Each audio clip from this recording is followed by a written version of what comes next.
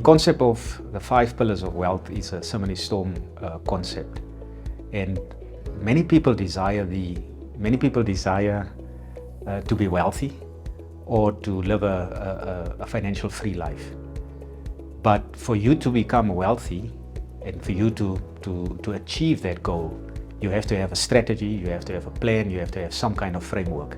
So if you think about the 5 pillars of wealth, the foundation of the 5 pillars of wealth is to establish clear goals. What do you want to achieve? Do you want to have a savings plan for your children? Do you want to have a specific amount that you want to save during a specific period of time? So those are very important goals, and that forms the bedrock.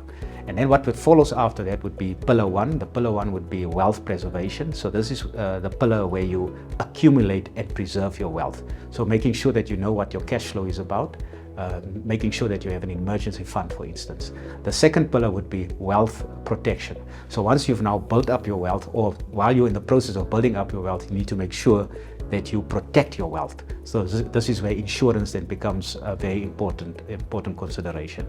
And then the third pillar would be wealth enhancement.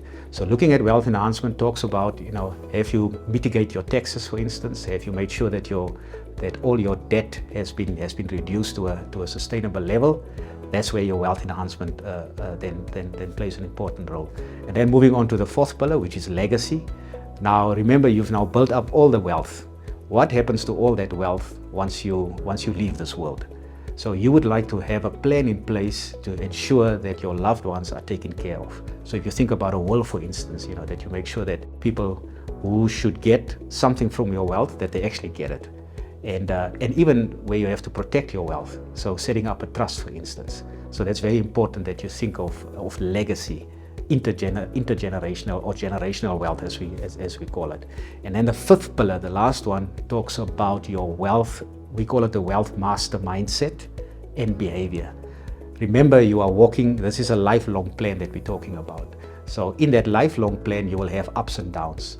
And you must ensure that during those ups and downs, that your emotions remain intact.